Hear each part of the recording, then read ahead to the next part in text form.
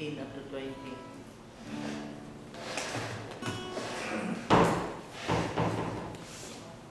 Okay? Matthew chapter 7 verses 15 up to 20. Beware of false prophets who come to you in sheep's clothing, but inwardly they are ravenous wolves. You will know them by their fruits. Do men gather grapes from thorn bushes or figs from thistles? Even so, every good tree bears good fruit, but a bad tree bears bad fruit. A good tree cannot bear bad fruit, nor can a bad tree bear good fruit. Every tree that does not bear good fruit is cut down and thrown into the fire. Therefore, by their fruits, you will know them.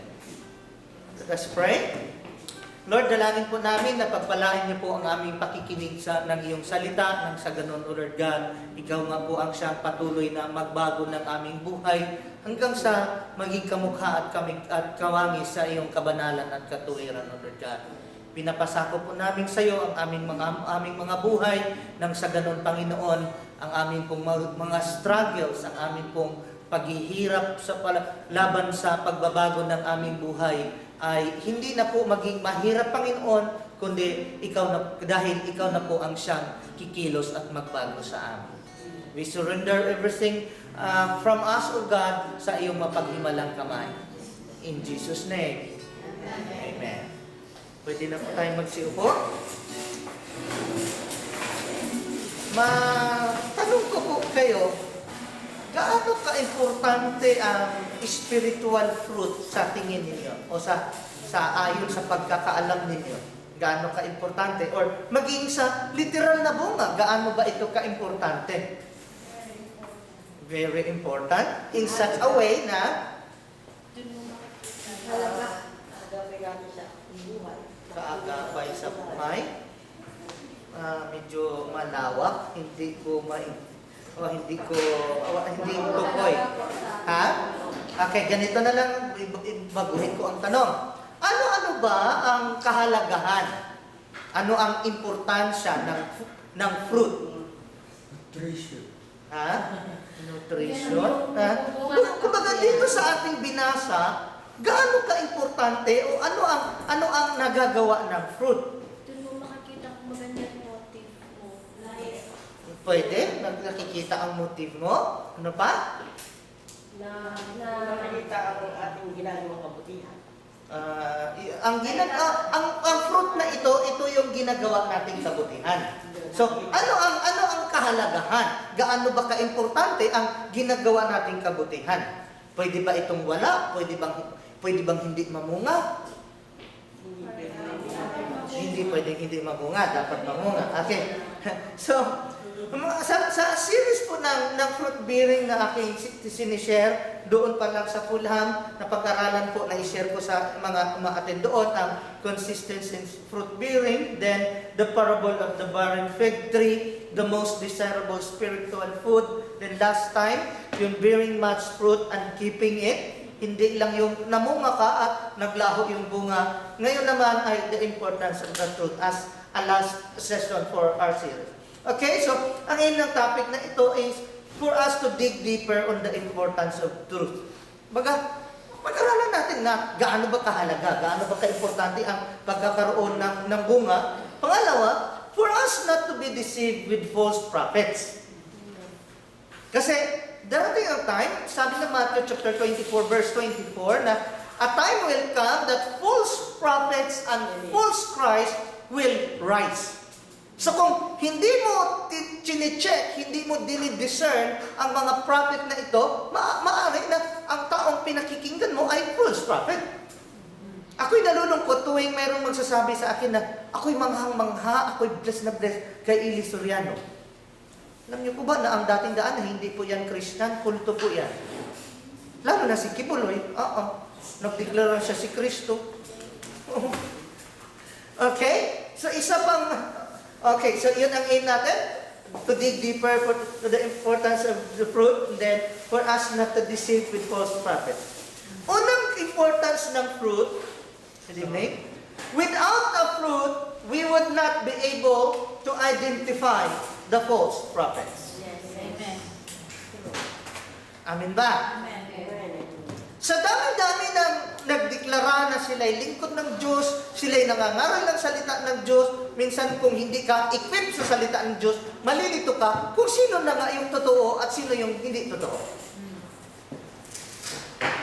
Nasusundan niyo po ba ako? At ang mga false prophets na ito, ang sabi ng Lord ay, they will come to you in sheep's clothing. Hindi po sila nagsasabing, halik kayo, ako'y wolf. Walang sinabi ang Bible na ganun. They come to you in sheep's clothing, okay? Kaya sabi ng Bible, beware or be aware. Kailangan magiging aware ka na may mga false prophets. Kasi kung hindi ka aware na may false prophets, ang tingin mo sa lahat ng prophets, true na. Nasusundan ba? Ito, kasimpleng illustration. Meron lang ako nakitang video clip sa Facebook na may bata naglalaro ng ahas doon sa pool. Hindi ko alam kung nakita niyo yon. Pinaglalaroan niya yung ahas. Itong ahas naman, harmless, hindi kinakagat yung bata. Sabay meron nag-comments. Ano na lang kaya ang gagawin ng bata pag nakakita siya ng ahas na nanunuklaw? Kasi ang kanyang tingin sa lahat ng ahas, dahil pinaglaruan niya ang ahas na ito na hindi siya kinakagat, ang kanyang magiging conclusion, lahat ng ahas ay hindi manunuklaw.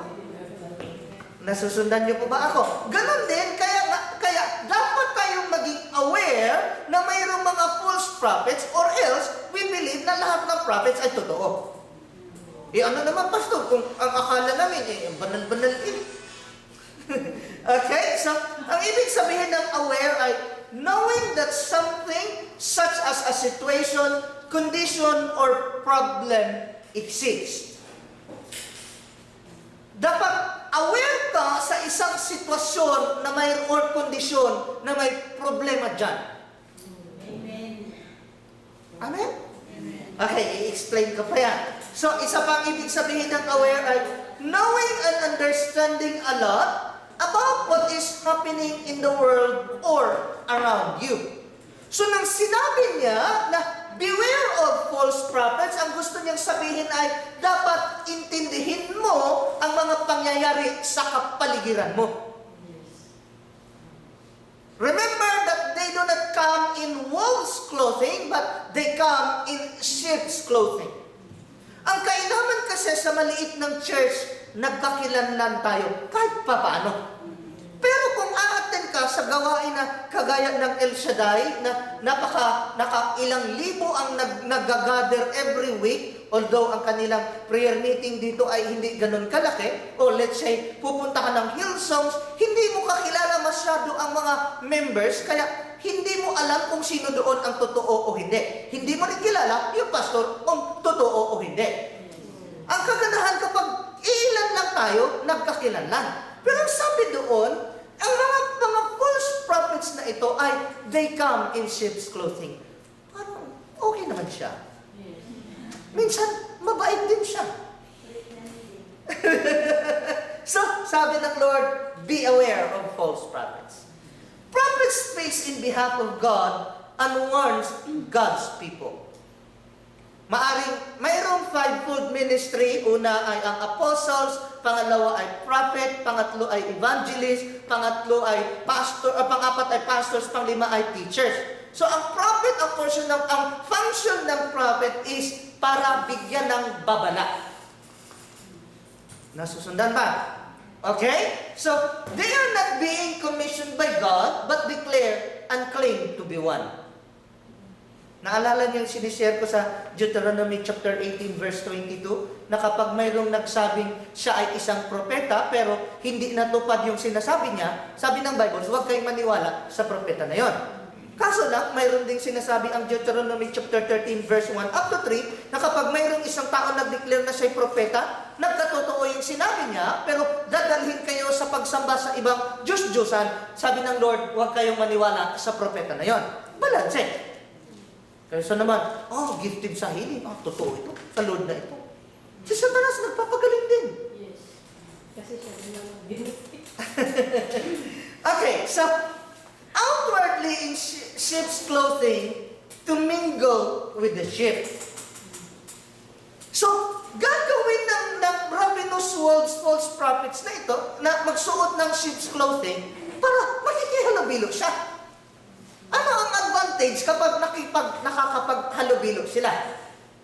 Nakakauto. Makakauto or Lansi. makakabiktima, nakakalanse. Nakukuha nila yung loob mo eh. Kasi akala mo, tupa din. Oh, magkasundo tayo, vibes tayo. So, Luke chapter 20 verse 46, naku, mukhang tatamaan nata ako nito.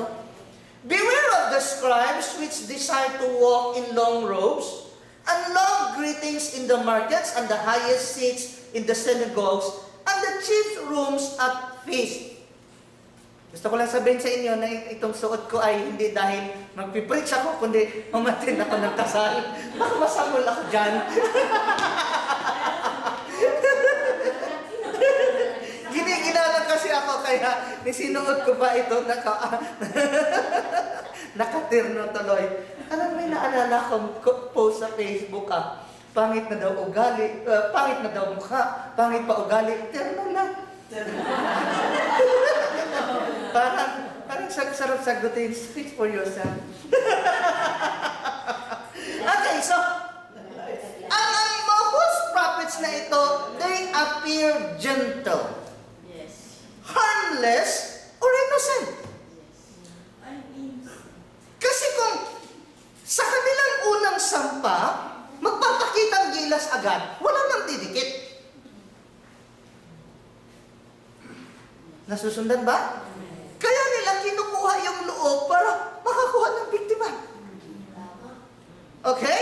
So, 2 Corinthians chapter 11 verse 13, for such are false apostles, deceitful workers, transforming themselves into apostles of Christ. Verse 14, and no wonder, for Satan himself transforms himself into an angel of light.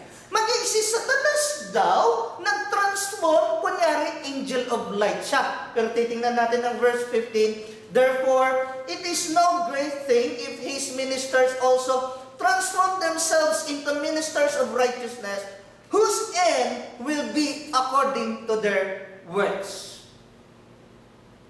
So, na magaling magbalag kayo si Satanas, at ganun din mga ginsakupan, Bisaya ata yun. Mga subordinates niya, mga alalay niya. Di ba? So, kailangan natin mag-i-discern. Okay? So, anong sabi ng Bible? Bagaman sila ay nag-appear in sheep's clothing, but inwardly, they are ravenous wolves. Ang ibig sabihin ng ravenous ay very eager or greedy for food, satisfaction, or gratification. Parang ito sila yung mga wolf na hindi nakakain ng ilang araw. Hallelujah. Titigan ka pa lang, parang nalunok ka na. Ravenous wolves eh.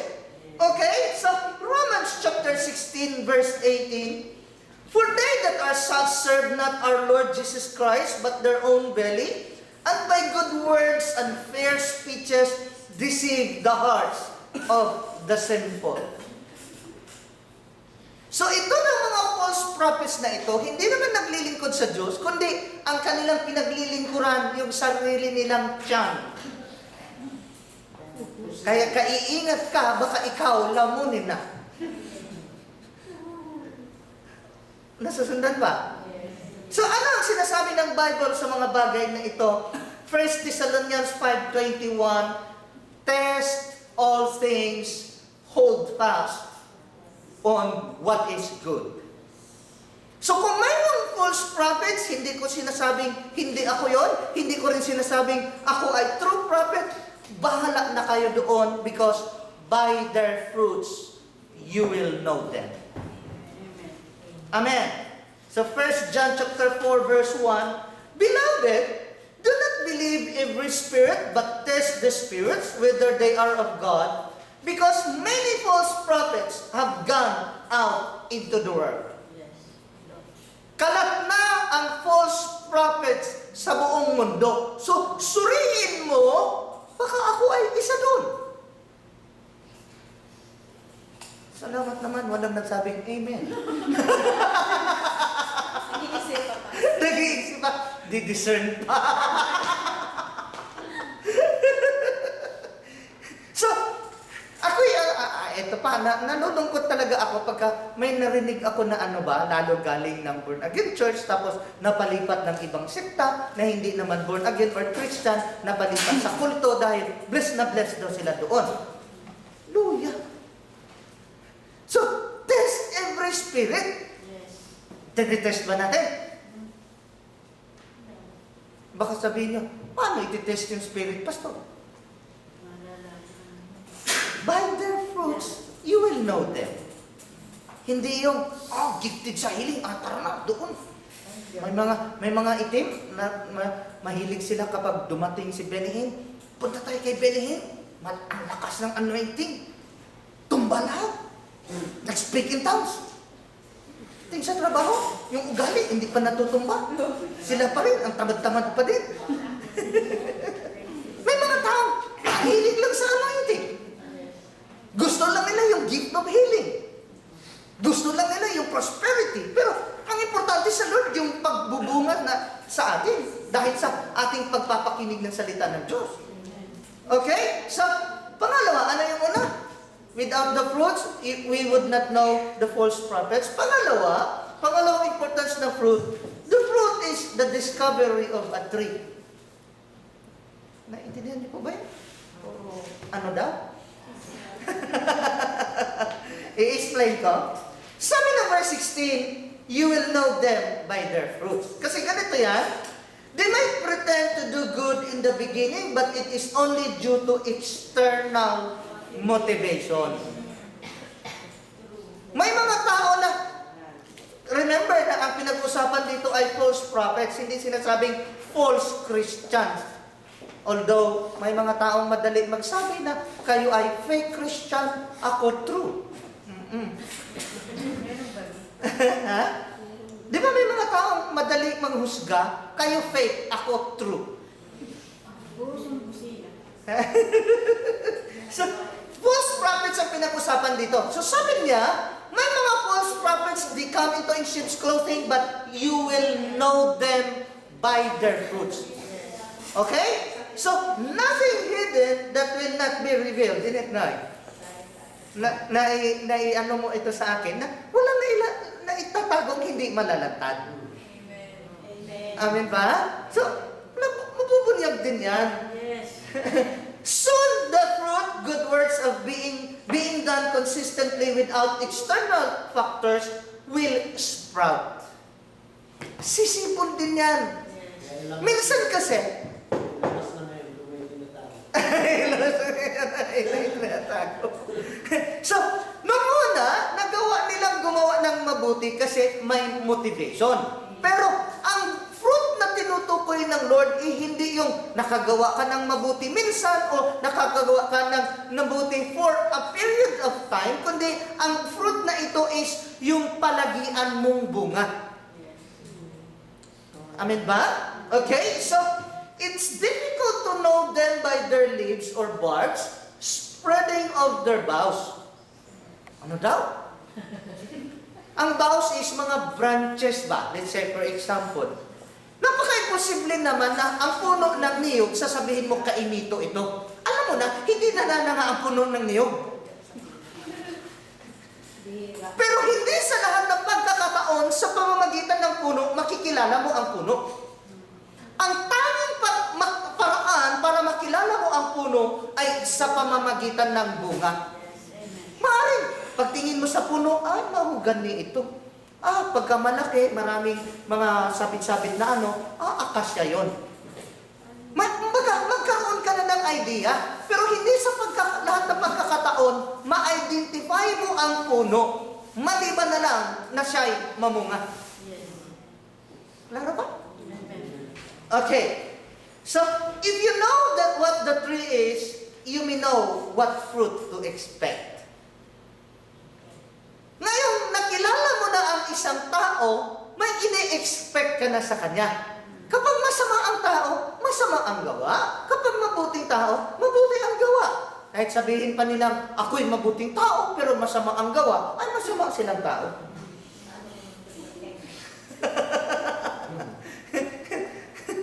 Amen ba?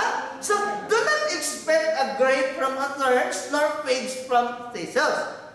Kung ano daw ang puno, siya ang bunga. So, kung ang puno ay mangga, mag-expect ka ng mangga. Kung ang puno ay santol, mag-expect ka ng santol. After mo nakilala ang puno, yun ang bunga na ma-expect mo. Ngayon, kilala mo na ang puno, na masama, o ka na mag-expect ng mabuting bunga.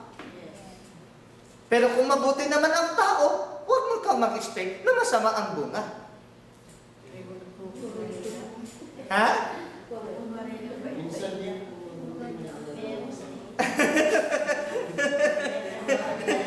not sometimes. Sometimes. Kaya nga, doon pa rin sa bunga nakikilala ang puno. Although, may mga tao na mabuti na nga yung bunga, sabihin pa nila, mapasama yung puno. Sila na may problema noon. Hindi na ikaw ang may problema. Bunga ang batayan eh. Hindi doon sa opinion nila, hindi doon sa sinasabi nila, kundi ang bunga ang magpaprove kung anong klaseng puno ikaw. Amen. O mayroon ka. Okay? So, a bad tree cannot bring forth good fruit and vice versa. Okay. Pangatlo, spiritually speaking, it works the same. Why? A person who is saved can be known by his fruit or good works. Tama po ba ako? Kaya nga, mahirap sabihin na ang isang tao ay ligtas o hindi, maliban na lang kung nakikita mo ang kanyang bunga. Ang kanyang pamumuhay. Yes? Okay, 2 Corinthians 5:17. Therefore, if anyone is in Christ, he is a new creation. All things have passed away. Behold, all things have become new. So kung ikaw ay nakipag-isa kay Kristo, bago ka nang nilalang. Tapos bagong nilalang, yung luma mong buhay, hindi mo pa mabitaw-bitawan. Questionable ka. Nasusundan pa?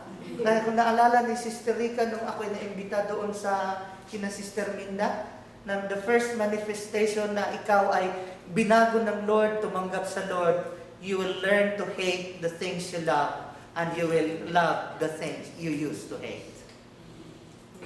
Amen ba? So, a saved person displays the fruit of repentance or good works. Pangapat, consequences of not bearing fruit. Alam na natin ito, ulitin ko lang dahil hindi naman lahat naka-attend sa fulham. A tree that does not bear good fruit is cut down and thrown into the fire. Bakit puputulin? You've been given a chance to bear fruit by receiving the rain from heaven, blessings, pinagpapala ka, binigyan ka ng pagkakataong magsisi. You've been planted in the garden of the Lord. Hindi ka sumibol kung saan-saan, hindi ka sumibol sa daanan, hindi ka sumibol sa batuhan, hindi ka sumibol sa dawagan, kundi itinanim ka sa halamanan ng Panginoon. That is a very good chance, a fair chance para ikaw ay mamunga. You've been fertilized. Sabi ng may-ari, puputulin ko na ba ito? 3 taon akong paulit-ulit bumabalik, naghahanap ng bunga, walang bunga. Pero sabi ng gardener, huwag muna. I-fertilize ko muna ito. Sa loob ng 1 taon, pag hindi mamunga, putulin na. Okay? So you've been fertilized. You're taking advantage of the land, but not bearing fruit. What's the use? Putulin na. Hindi ko sinasabi ngayon. Nasasundan ba? Ito pa. Naalala niyo yung sinasabi sa Biblia na mayroong naghasik ng mabuting binhi, pero nung sumibol, sabi ng mga alagad, Master, di ba yung hinasik mo mabuting binhi? Bakit mayroong masamang sumibol? Sabi niya, ang kalaban ang naghasik noon. Sabi ng mga alagad, gusto mo bunutin namin? Wag, madadamay yung mabubuti. Hayaan mo, paabutin sila sa panahon ng anihan. Kaya, hindi porkit masama yung tao o nabubuhay yung tao, okay. Pareho din naman tayo. Hintayin na tayo ng kanihan ng Lord eh. Pero ang point ko doon, may inihasik na mabuti, pero may inihasik din na masama. Okay? So, Matthew chapter 25 verse 41, hindi ko matandaan kung sino yung nagsabi na ang Lord daw nagpaparusa kaya daw may impyerno. Pero sa totoo lang, ang impyerno hindi para sa tao. Alam niyo ba yun? Okay, Matthew 25:41. Then he will also say to those on the left hand, "Depart from me, ye cursed, into the everlasting fire, prepared for the devil and his angels." Ang impyerno ay hindi inihanda ng Diyos para sa tao, gayon na lamang ang pag-ibig ng Diyos, kaya ipinadala ang bugtong niyang anak upang sa sino mang sumampalataya sa Kanya ay magsiligtas, magkaroon ng buhay na walang hanggan. Bakit, pastor? Maraming taong pupunta ng impyerno. Ayaw nilang magbago Ano magawa ng Diyos? Ayaw ni Satanas na sila lang doon, so mag-aakit pa si Satanas ng marami. Amen ba? Okay. Fruit specified. Fruit ka ng fruit, pastor. Hindi nga namin ano yung fruit. So, sabi ng verse 21, obedience to the will of the Father is the spiritual fruit. Ni kahit ilang beses ka pang nagsisimba, kahit ilang beses kang akong nagpipreach, kahit ilang tao pang nabuhay dahil pinagpipray ko, kung hindi ako sumusunod sa kalooban ng Diyos, I am fruitless. Amen.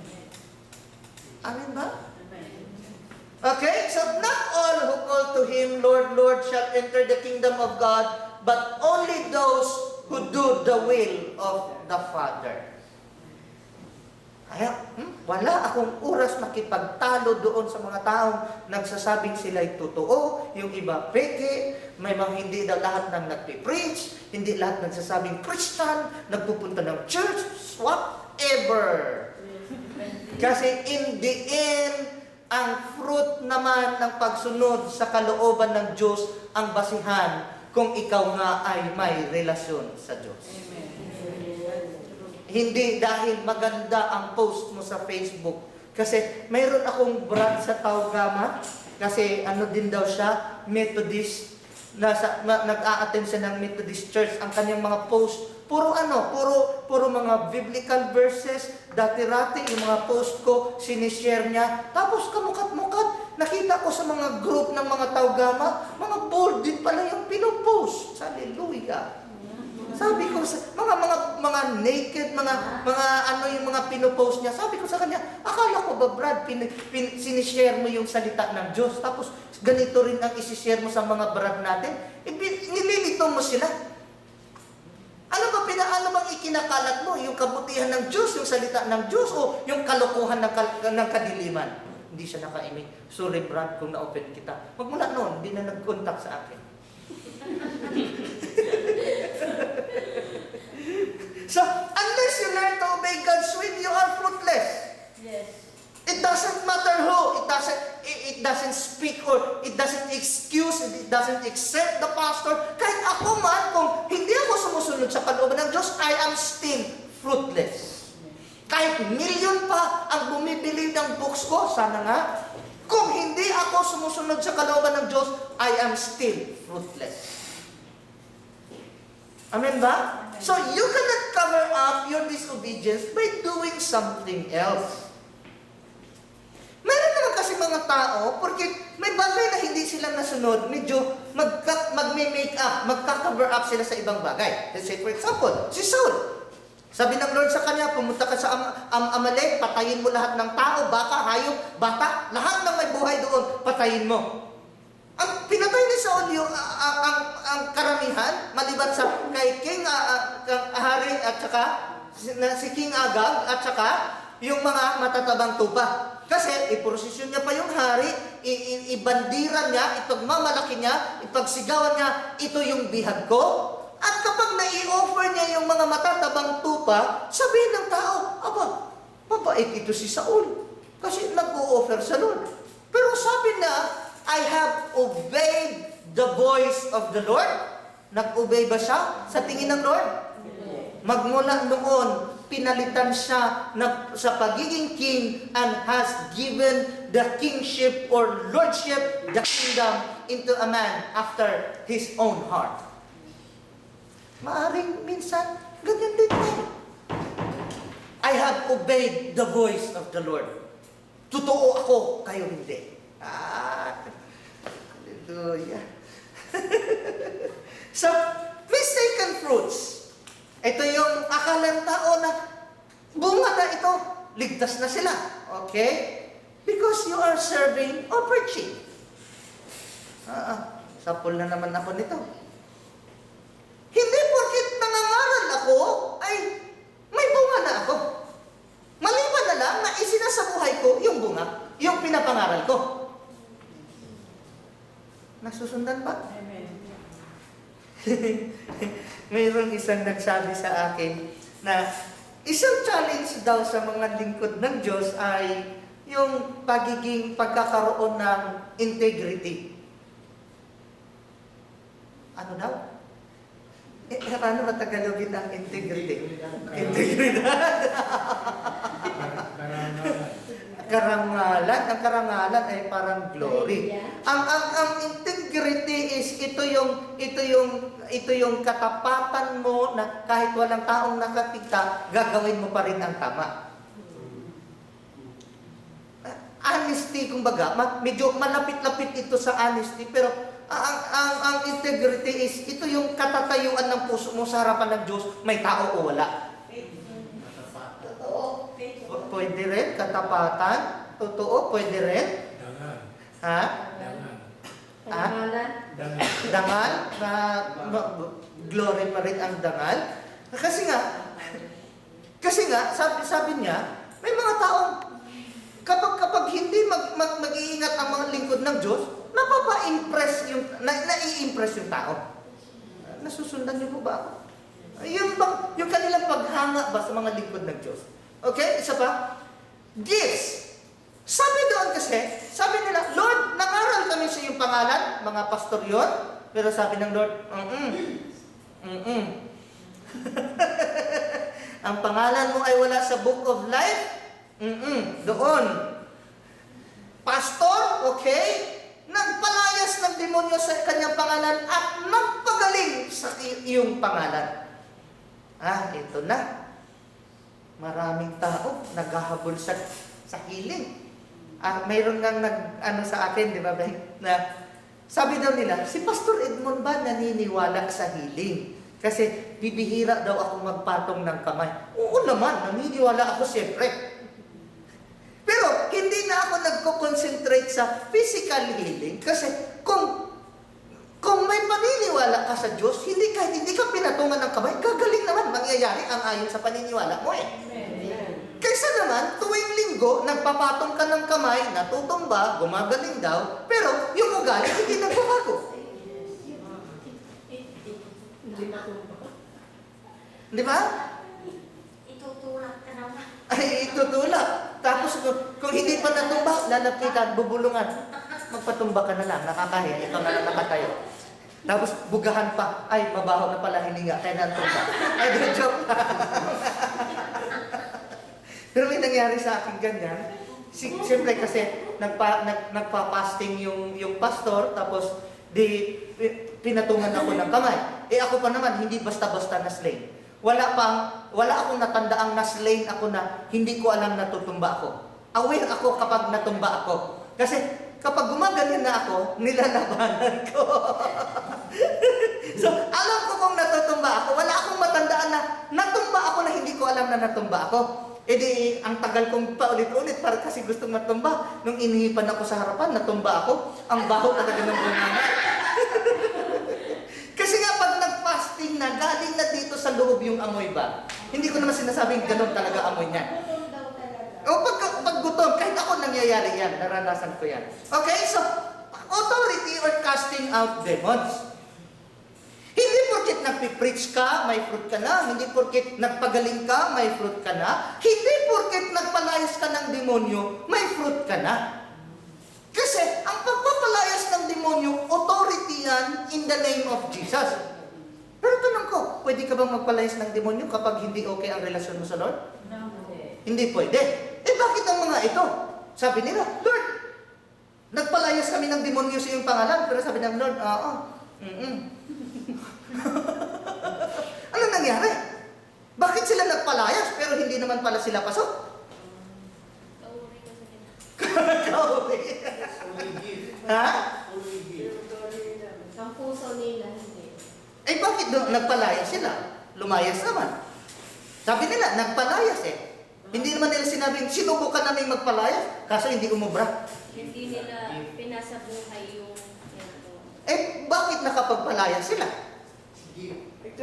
Give? Kasi nagpalayas. Iba ang give at saka authority. Ang give is para kaloob mo ito, pero authority is kapangyarihan or authority na meron ka. Ang nangyari kasi, sabi nila, nagpalayas. Pwede noong una, ayos ang kanilang relasyon sa Diyos. Kaso lang bandang uli, sabi ng Lord, lumayo kayo sa akin mga mapaggawa ng masama. So nung una, gifted sila. Isang ganyan lang, tumba lahat. Patong ng kamay, gumagaling. Kaso lang, noong medyo kumita na ang church, lumaki na ang ulo. Ayun, nag-umpisa na. Pwede naman palang mag-chicks kahit mag-preach mamaya.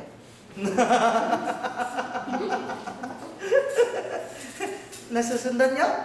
Marami akong hindi sa paninira, marami akong kilalang lingkod ng Diyos na okay ang kanilang puso nung una, pero bandang huli, wala na. At pwede mangyari sa atin yan. Kailangan nga yung bunga mo ay manatili. Hindi yung unang sabak lang. Hindi yung bungad lang, namumunga ka. Nung tumagal na, mag-ano ka na, mag-isip ka na. Akala ko mabait ito. Bait-bait nung una yung ngayon. Ayun ko, hindi maintindihan. Eh, nagtaka ka pa, sinabi ng Biblia. Okay, so, hindi porket nag-preach ka o naglingkod ka, may bunga ka na. Hindi porket gifted ka sa healing, ay may bunga ka na. Hindi porket nagpalayas ka ng demonyo, ay may bunga ka na. In the end, sasabihin pa rin ng Lord, lumayo kayo sa akin, mga mapaggawa ng masama. Last, okay? You cannot cast demons without obedience, but it does not mean because they were driven away, you are obeying. Does it make sense ba? Amen. Okay, last, fruit retention required. Ito ay kasama sa topic natin nakaraan. Sabi ng Matthew 24 or 25, and the rain descended, the floods came, and the winds blew and beat on that house, and it did not fall, for it was founded on the rock. So darating daw ang malakas na unos, ang baha, ang ulan, pero yung bahay na nakatayo sa ibabaw ng bato ay hindi magigiba.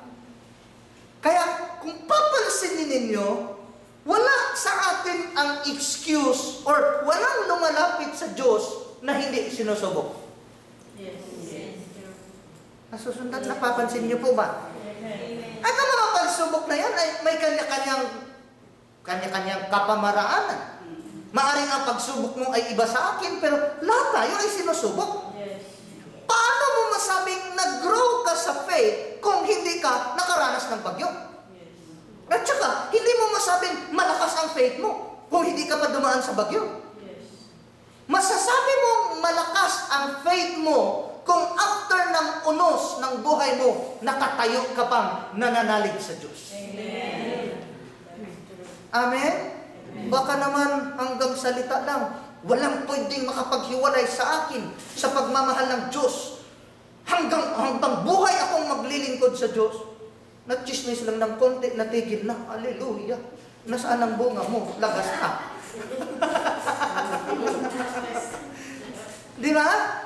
So, susubukan ng Lord ang pananampalataya natin na kahit pinagbintangan ka, kahit pinapersecute ka, kahit lahat na ng problema nasa sayo na, kasi doon nga masusubok kung hanggang saan ang pagsunod mo sa kalooban ng Diyos. Amen. Madali lang naman kasing sumunod kapag pinagpapala ka eh. Ang tanong, madali bang sumunod kapag inuusig ka? Madali bang sumunod kapag may utang ka? Madali bang sumunod kapag may karamdaman ka? Yes. Madaling sumamba kapag mainit-init. Pero pag malamig, madali bang sumamba? Hallelujah. Presence. Okay, so the fruit stands still after the storm. Yes. Amen. Kung hindi nalalagas yung bunga mo after ng unos, ikaw nga'y namumunga nga. Amen. Sabi ng ating pinag-aralan last time, John 15 verse 16, ako ang pumili sa inyo at hindi kayo ang pumili sa akin para kayo'y mamunga ng sagana at ang bungang ito'y manatili sa inyo. Kailan niya sinabing manatili?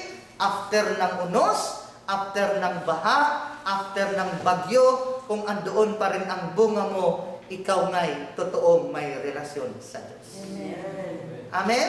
Amen. Bakit sabi kasi ng Hebrews chapter 12 verse 27, shaking was allowed to separate the unshakable from the shakeable. Pakibasa? Para makitang katag? Oy, Bisaya na yun, katag. Hebrews 12:27.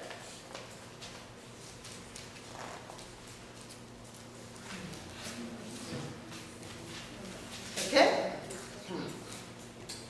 Now this, yet once more, indicates the removal of those things that are being shaken, as of those things that are made, that the things which cannot be shaken may remain. Meron nyo? The things that cannot be shaken may remain. Hindi mo iba isi-separate yung mga shakeable doon sa unshakable malibang nagkaroon ng shaking. Nasusundan niyo pa ba yan? The things that are unshakable may remain. Baka sabihin mo naman, shake your body. Challenge! Are you displaying your fruit? Not really. Ang challenge na ito ay hindi ito, sabi kasi ni Brother Leonardo, paulit-ulit daw yung tanong. Ang challenge na ito ay part ng meditation natin.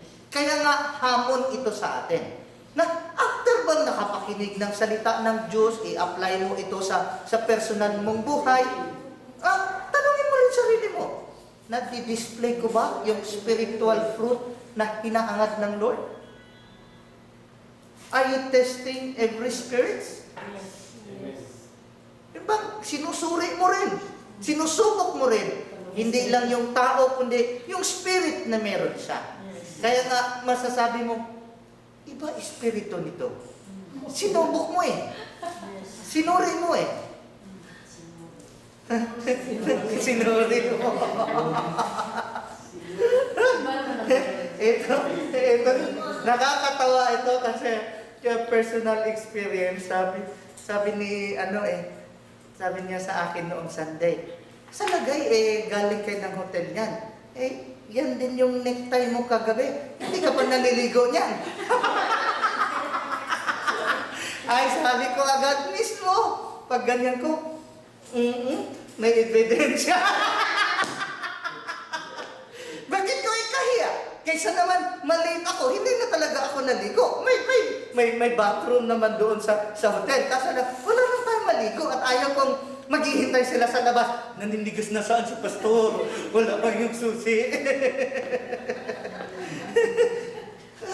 Kahit nung nasa duty ako, mayroon akong naamoy na babae. Tapos, tuwing mapalapit sa akin, may naamoy ako. Inamoy ko rin sarili ko. Hindi ako. Ay, hindi ako. Kaysa naman, sabi ko lang ng sabi, ang baho naman ito. Yun naman pala, ikaw ang mabaho. Pwede mangyari yan, di ba? Spiritually. Na-immune. Sanay ka na kasi sa sarili mo. Hindi mo na napapansin, mabaho ka na pala. Ito nga eh. Kapag, di yung mga pasyente namin, may kanya-kanyang room. Kapag naglinis ka ng tae doon, tuloy, makakain naman may. Kapag naglinis ka ng pasyente, Dahil ang tagal mo na sa room, hindi mo na naamoy, napapansin masyado yung amoy. Eh akong galing sa labas, papasok ako doon sa room na may naglilinis, amoy langhap na langhap ko. Pero dahil nagmamadali ako magbigay ng gamot, kahit mabaho doon, nagbigay pa rin ako ng gamot. Paglabas ko, hindi ko na-feel yung amoy. Amoy niyo rin. Nasanay na ako. Nasanay na ako. Ganon din, spiritually, pwedeng mangyari sa atin yan. Nasanay ka na sa sarili mo, kaya ang naaamoy mo yung iba, hindi yung sarili mo. Kaya, bila ka na lang ng bila sa Facebook, post ka na lang ng post. Yun pala para sa'yo. Conclusion, Matthew chapter 7, verse 20, hindi po yan 19. By their fruits, you will know them. Amen? Okay, so manalangin po tayo. Hallelujah. Lord, hindi po namin ipinapalagay o itinataas ang aming sarili sa iyong harapan, Panginoon, kundi inaamin po namin, Lord, napakarami pa po naming mga pagkukulang.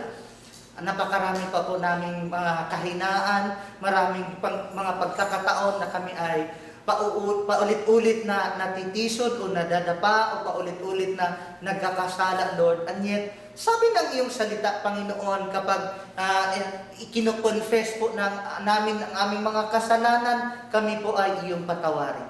So, inaamin po namin sa iyong harapan, Lord, ang aming pong karumihan, ang aming mga shortcomings, Panginoon. Hayaan niyo po, O Diyos, na sa amin pong realization na marami pa kaming kulang, hindi pa kami lubusang namumunga spiritually, O Lord God. We pray na Ikaw ang siyang patuloy na kumilos sa amin, Lord God. Para ang mga bagay na hindi namin kayang gawin sa saganang amin ay magawa po namin dahil sa tulong ng iyong Espiritong Banal. And together with Paul, O God, sabi niya sa Philippians chapter 1 verse 6, He who began the good works in you will continue it until the day of Jesus Christ. Nagbago tayo, hindi dahil sa pagsusumikap natin na magbago, kundi pinahintulutan natin ang Panginoon ang siyang kumilos para baguhin ang ating buhay. So narito po ang aming mga sarili, Panginoon. Patuloy niyo po kaming hubugin, patuloy niyo po kaming ituwid hanggang sa ang amin pong mga delights, ang amin pong mga pleasure, ang amin pong kaligayahan, O Lord God, ay ang pagsunod sa iyong kalooban. Together with the psalmist in Psalm 40 verse 8, O God, we could sing and we could say, it is my delight to obey your will. Ilagay niyo po sa aming puso, Panginoon, ang kaligayahan at kasiyahan na makasunod sa iyong kalooban. Because you have said, blessed are those who hunger and thirst for righteousness, for they will be satisfied. Dalangin ko rin po, Lord, ang patuloy mong paglingap, ang pagkukup, ang iyong paghayag ng iyong katapatan at kadakilaan sa mga kapatiran kong ito na patuloy na nauuhaw sa iyong salita. Let your favor be always upon them. Higit sa lahat, Lord, dalangin din po namin ang aming mga mahal sa buhay sa Pilipinas, especially po ang nasalanta ng bagyo, Panginoon. Maaring may mga pera na nai-involve, kabuhayan na nai-involve, O Lord God. Pero walang imposible sa iyo, O Lord God. Out of nothing, you can provide all things, O Lord. So iyo po namin inahabilin ang kanilang mga buhay at pangangailangan. Let your comfort be upon them. At hayaan niyo po, Lord, na maging sa kabila po ng kanilang nararanasan, hindi po sila malubusang maghinagbis, kundi sila po ay magkaroon ng pag-asa sa iyo.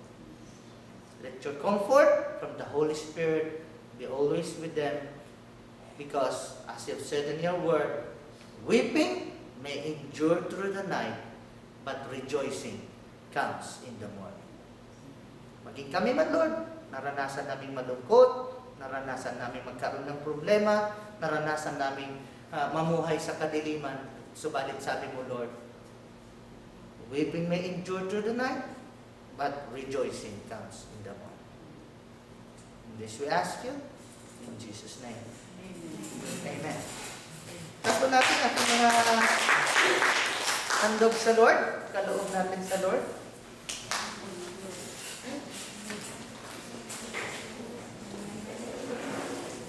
sumbre akan na.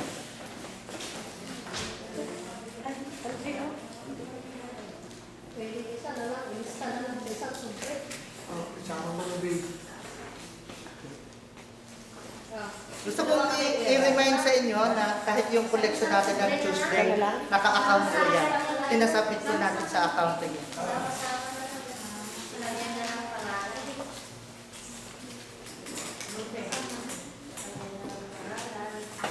Sige, manalangin tayo. Lord, pagpalain niyo po ang aming mga handog at kaloob, Panginoon. Nawa takalang aming gamit, sinaw takalang gagamitin mo sa amin. Gustong takal, siksik, liglig at umaabaw. Pagpalain niyo rin po, Panginoon, ang aming mga kamay, aming mga ginagawa sa buhay.